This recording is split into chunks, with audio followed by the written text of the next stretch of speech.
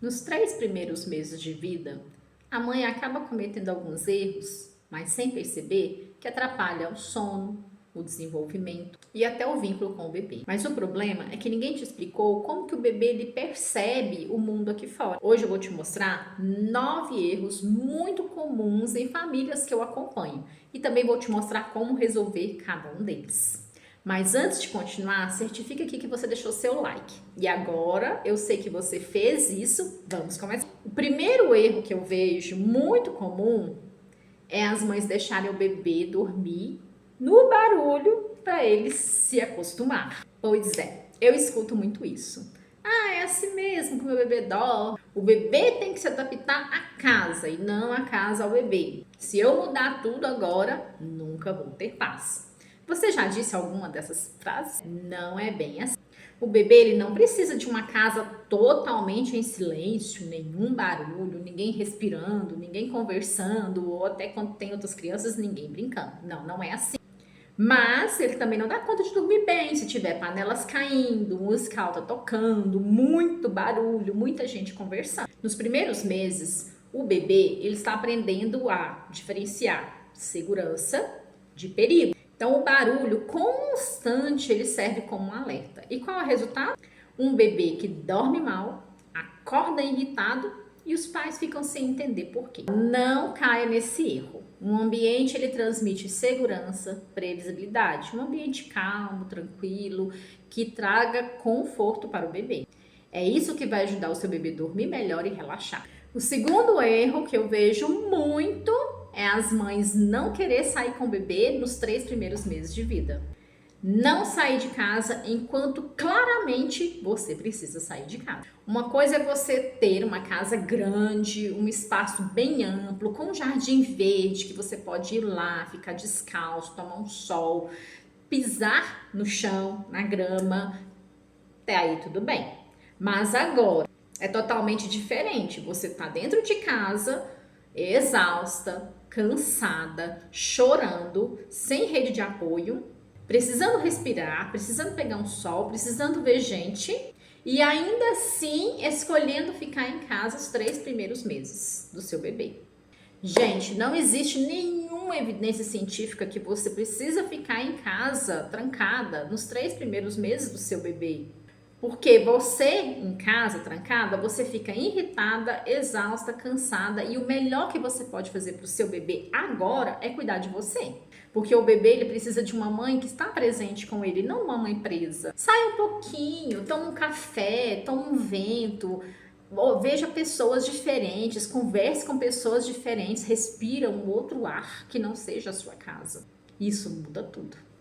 Terceiro erro. Tá, tudo bem, escolhi sair de casa, mas escolhi o lugar errado. Como assim? A gente precisa sair para ver o sol, ver pessoas, conversar com pessoas diferentes, mas o ambiente em que você escolhe é que vai mostrar se ele é seguro ou não para o seu bebê. Se você escolhe um ambiente pequeno, apertado, sem ventilação, com muitas pessoas em volta, você não sabe se a pessoa tá doente, se ela não tá. Muitos gostam de chegar pertinho do bebê, tocar no bebê, pegar na mão do bebê, conversar com o bebê, rosto a rosto.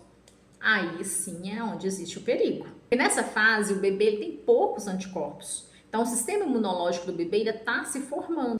A exposição desnecessária em um ambiente assim gera estresse no bebê. Mas nessa sua saúde mental exige que você saia, dê uma volta na rua, na pracinha, vá em frente à sua casa, com o bebê no sling, né? Isso vai ajudar muito. Então é melhor que você vá. Porque a mãe em casa, presa, sobrecarregada, estressada, a chance de desenvolver depressão pós-parto, ela é muito grande. E isso é tudo que a gente não quer nesse comecinho, não é verdade? Então, com bom senso, dá sim para equilibrar, né? Cuidar do bebê, mamãe, e também cuidar de você. Quarto erro que eu vejo muito é empacotar demais o bebê. Me conta aqui nos comentários, mamãe, você já empacotou demais o seu bebê achando que tá protegendo ele, achando que ele tá com frio? Eu nunca vi família colocar roupa de menos, né? Muito pelo contrário, né? Eu já vi família colocar roupas demais. E isso acontece o tempo todo. E é sempre pelo mesmo motivo, medo. Medo do bebê sentir frio, medo de estar errando, medo do bebê ficar doente. Mas olha só, quando tá muito calor, como por exemplo aqui em Minas Esses dias tá muito quente, tá fazendo aí 34, 36 graus, muito calor. Então imagina só, colocar luva no bebê, touca no bebê, manta no bebê e ainda a roupinha, né, a manga comprida, calcinha comprida. O bebê, ele vai derreter. E olha o que é mais curioso, às vezes o bebê tá lá, né, suando, quente, irritado, vai ver a temperatura, acha que o bebê tá com febre. Mas essa febre não é a natural, né? O excesso de roupas no seu bebê. Isso é perigoso? É sim. Porque além de calor, isso causa desconforto, irritação, e também o excesso de roupas aumenta o risco da síndrome da morte súbita do lactante. Então, o ideal é vista o bebê como você se vestiria. Se tá calor, né, coloca menos roupinha, não precisa de luva, não precisa de meia, não precisa de mantinha. Se tá mais frio, então tá, usa uma roupinha que você também usaria no frio, né, mais quentinha, uma roupinha extra. Se tá calor, muito calor, por exemplo, ele pode até ficar de fraldinha, com a camisetinha cavada, não tem problema. Agora, se o ar condicionado estiver ligado, na temperatura mais gostosa, né, mais fresquinha, aí você pode colocar uma manguinha comprida, uma mantinha mais leve. Nada de empacotar o bebê demais. Isso faz o bebê ficar irritado. O melhor é que ele fique fresquinho e confortável. Quinto erro é achar que dar colo demais estraga o bebê. Gente, colo nunca vai ser demais. Me conta aqui nos comentários. Já ouviu alguém falar que dar colo demais estraga o bebê? Quantas vezes você ficou com vontade de dar colo pro seu bebê, dar carinho, ficar dengoso com ele, mas se segurou por medo do que iriam falar? Muita gente acaba acreditando nisso. Aliás, né, muitas mães, elas se privam desse momento, esse momento de carinho, de aconchego, de conexão, de cheirar, né, aquele cheirinho de bebê que não volta mais. E, gente, esse tempo é um tempo único entre você e o seu bebê. Só que aí, né, com os palpites que dá, né, não pega muito, senão vicia, ou vai ficar mal acostumado, deixa chorar para abrir o pulmão. Se acostumar com colo, nunca vai dormir sozinho. Gente, isso é muito cruel. O colo é o lugar onde o bebê se sente seguro, é onde o bebê se sente amado. É no colo que o bebê organiza o seu corpo, o seu ritmo, a sua respiração. Dar colo não vicia, dar colo não estraga, dar colo não vai deixar o seu bebê mimado. Colo é uma necessidade fisiológica e emocional. Então, se em algum momento o seu bebê dormiu no colo, tá tudo bem. Ele se sentiu seguro, ele se sentiu confortável. Conforme ele vai crescendo, e essa necessidade ela vai diminuindo, e tem como ajustar isso. No método sono do bebê, eu já acompanhei mais de 1000 famílias que, com o colo, com a conexão, com o carinho, esse vínculo aumentou, o sono melhorou, a rotina melhorou, porque o bebê aprende que ele pode relaxar, que ele pode confiar. Vou deixar o link abaixo nessa descrição para você conhecer mais o método sono do bebê. E negar colo, principalmente nos primeiros meses, isso desorganiza todo o sistema do bebê. Se um momento que você está ali atarefada não puder dar colo, mas você pode sim conversar com seu bebê e acolher ele, não tem problema. Faça isso também sem se sentir culpada, porque colo demais não vicia, amor demais nunca é um problema. O sexto erro é achar que todo choro é fome.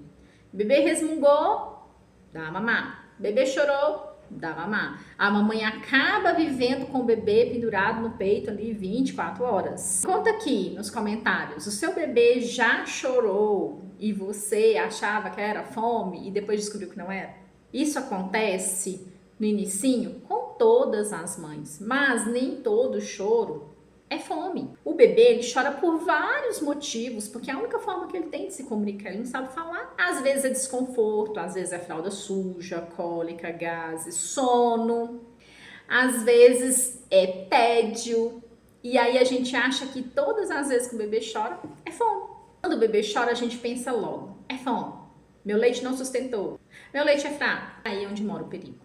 Essa ideia de achar que todo choro é fome faz com que as mães, elas começam a se culpar, achar que tem algo errado com elas e acaba complementando com fórmula sem nenhuma necessidade. Às vezes é falta de orientação sobre a amamentação. Tanto é que dentro do método sono do bebê tem um módulo especial falando somente sobre a amamentação, para que você, mamãe, entenda como que funciona o corpo da mamãe enquanto ela está amamentando e como que ela pode se preparar para isso. Claro que a fome é um aspecto muito importante que tem que ser observado, porque é uma das principais causas do bebê não dormir bem. Então, por isso, com orientação médica, a mamãe começa a introdução da fórmula. Então, se o seu bebê está chorando muito e você está na dúvida, faça a consulta com a consultora de amamentação, peça o pediatra para avaliar as mamadas, né? Porque pode não estar saindo leite suficiente para o seu bebê. Na maioria das vezes, o problema não é o leite, não é a amamentação, é o bebê querendo mais conforto, mais carinho, mais segurança, mais presença. Então, mamãe, cuidado com essa crença, né, de que todo choro é fome. A linguagem do bebê é o choro. Muitas vezes o que o bebê quer é ser entendido e compreendido. Sétimo erro, principalmente ali no inicinho, é colocar horário cronometrado em todas as mamadas. Depois que o bebê nasce, o ritmo dele é diferente. Tá? A gente vai descobrir qual é esse ritmo dele. Tem bebê que mama toda hora e tem bebê que mama ali de 3 em 3 horas. Tá tudo bem, tá tudo certo. Mas primeiro a gente precisa observar e conhecer esse bebê pra gente entender qual que é o ritmo dele. Porque não dá pra deixar o bebê chorando de fome porque a gente marcou uma hora certa para amamentar o bebê. Não. O bebê, o corpinho dele nem sabe que é hora de amamentar, ele não tem relógio. Não limite as mamadas, principalmente ali nos 28 primeiros dias, né, com o bebê recém-nascido. Quanto mais o bebê mama, mais a mamãe vai produzir leite. Senão ela vai fazer o desmame muito precoce, tem que entrar com a fórmula. Esquece o reloginho para as mamadas nos primeiros 28 dias, tá? Melhor coisa é a livre demanda, tanto para o bebê quanto para você, mamãe, produzir mais leite. Com o tempo, vai ser natural o bebê ele criar um padrão. Então, se você entende o chorinho do bebê e começa a criar esse padrão, aí sim você já pode começar a organizar a rotina alimentar. O oitavo erro é achar que rotina é horário fixo. Me diz aqui nos comentários, você é do time que precisa de reloginho para fazer tudo ou você gosta de tentar as coisas mais leves? Quero saber como que é na tua casa. Ai, gente, como que as mães se cobram isso, né? Achar que se 5 horas não estiver em casa, tudo vai dar errado. Ah, de manhã eu não posso sair de casa porque senão a sonequinha dele não vai acontecer e o dia desanda totalmente. Só que, quando a mãe entende que rotina é sequência, que traz previsibilidade, ela deixa de olhar, né, o relógio, porque horário fixo não existe para nenhuma família, muito menos na casa de quem acabou de chegar um recém-nascido. Todo mundo se conhecendo, né? Mudou para a mãe, mudou para o pai, mudou para os irmãos e também mudou para o recém-nascido. Então, rotina é sobre acontecimentos que se repetem ao longo dos dias, né? O bebê ele vai entender o que veio agora e o que vai vir depois disso. E aí ele segue essa sequência que vai trazer para ele segurança e previsibilidade. Então, por exemplo, acordou, mamou, brincou, preparação para dormir, dormiu. Na próxima vez que ele acordar, vai repetir novamente a mesma sequência. Com isso, aos poucos, o bebê ele vai aprendendo, né, a se sentir tranquilo, a se sentir seguro no dia a dia. Não é você parar tudo porque deu o horário, 9 horas ele tem que comer uma frutinha, ele tem que amamentar. Não, não é isso. É você, ao invés de ficar ali, né, viver olhando o relógio, é você ter um momento presente, observar o seu bebê, ver as reais necessidades dele e ajustar a rotina conforme as necessidades dele. E esse ritmo leve durante o dia, ele vai fazer com que você, mamãe, sinta leveza em promover um ambiente acolhedor, uma sequência tranquila, dentro das possibilidades da sua família e dentro do que o seu bebê precisa. Criar uma rotina de verdade não é controlar o tempo, é você criar um ritmo que funciona para você e para o seu bebê, que vocês dois consigam relaxar e confiar. Nono erro é sair cortando tudo da alimentação achando que vai evitar cólica. Antes mesmo do bebê nascer, a mãe já sai cortando tudo. Leite, café, chocolate, pão. E quando a cólica aparece, muitas vezes o que ela fez durante a gestação não teve nenhuma evidência que vai evitar as cólicas. E aí ela já está cheia de culpa por causa das restrições e por ver o bebê com cólica. A verdade é que não existe nenhuma comprovação científica de que evitar esses alimentos durante a gravidez evite as cólicas do seu bebê ao nascer. Então, antes de sair tirando tudo, mamãe, da alimentação, primeiro você tem que observar como que está sendo feita essa mamada. Qual é a posição que o meu bebê está durante essa mamada? Está entrando mais ar do que deveria? O bebê, ele está rotando direitinho? Está tendo muitos estímulos durante o dia? Está ficando mais irritado, mais cansado, mais estressado? Tudo isso faz muita diferença. E mesmo assim, depois de todas as estratégias que você adotar para evitar a cólica e continuar, você precisa procurar a ajuda de um profissional para que ele indique a melhor estratégia para você, seja com medicação ou seja com alguma restrição alimentar. Aqui no meu canal, vou deixar a descrição abaixo desse vídeo sobre 5 coisas que você pode fazer para aliviar as cólicas do seu bebê. E o que mais ajuda o bebê é uma mãe nutrida, calma e presente. Se alimentar bem e cuidar de você, automaticamente você já está cuidando do seu bebê. Então, nada de dietas malucas por conta própria. Cólica se trata com conhecimento e não com culpa e nem restrição. Esses 9 erros é apenas o começo. Quando você tem conhecimento e entende o que está por trás de todo o comportamento do bebê, você aprende a relaxar, confiar e o seu bebê também. E aí tudo muda, o sono, o vínculo, a rotina. Então, já se inscreve no canal para você continuar aprendendo comigo passo a passo de como conduzir o seu bebê com segurança e leveza.